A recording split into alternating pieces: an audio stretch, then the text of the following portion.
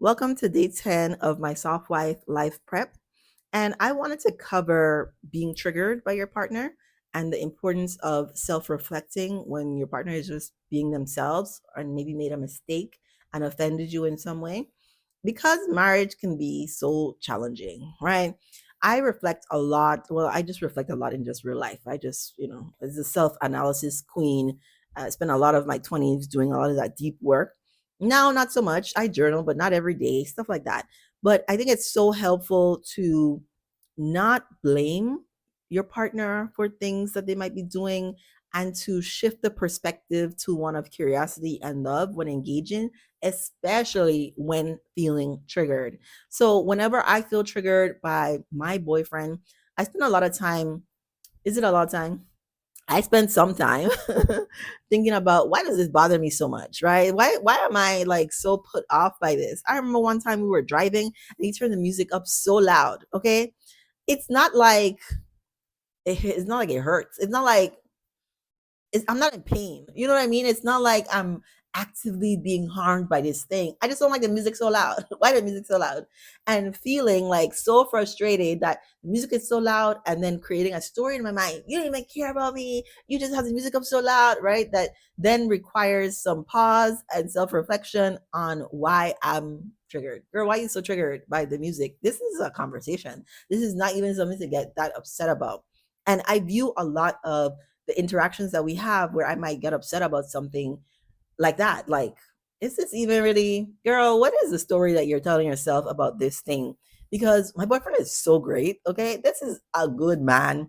He's never doing anything on purpose to harm me. He has a jokey side. Is he the comedian in his family? I don't know if he is, but he is definitely really good with humor.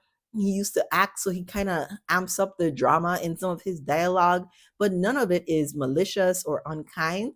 So he's not doing this on purpose to hurt you. He legit enjoys loud music, right? In that example, the reaction that I give might then be an interesting thing to reflect on for him.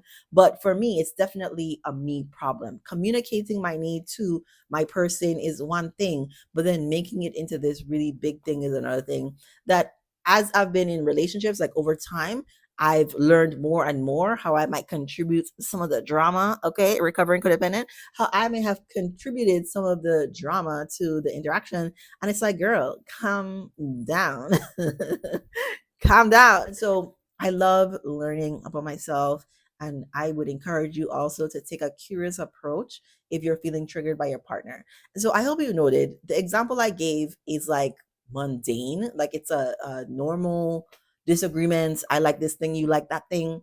I was in an abusive relationship, but there's no abuse happening in my relationship. If you find that you are with a controlling, manipulative, emotionally abusive, any sort of abuse, I definitely encourage you to not like try to understand or be curious about how you can react less. Like that's inappropriate. You really need to be thinking about what you can do to heal yourself so that you don't, enjoy a abusive relationship. But if we're just talking like healthy relationships, typical disagreements that people are going through, like just reflecting and understanding that the triggers won't stop. Like you are human and there's always something to learn. The work is never done, even though right I'm in a very good place in my life. I really, really like myself, really love myself, enjoy myself, like the way my life is going. So triggered much less, but that there will always be something else, maybe in another month or two or three or something that you all don't see eye to eye on, and recognizing that that's a normal part of relationships and there's nothing to take personally or to be defensive about. It's okay if you do. I think it's okay. But that we take some time to learn and reflect and then not repeat the same thing over and over and over again. Unless you need it, girl. I don't know. But my goal is always to pause, reflect, learn, practice so that I can be an even better version of myself. And therefore, my relationship can be even better so that there's no more disagreements about the music, right? We can agree on when we want the music to be loud. We can agree on if I'm not in the mood or not. And because this is a thoughtful, considerate person that I'm with, it would be accommodated and considered, that the compromise is an important thing to do in a relationship. So, anyway, that's my spiel on Triggers definitely exist, but we want to work with them and not against them. So thank you for watching and stay tuned for my last two in this series.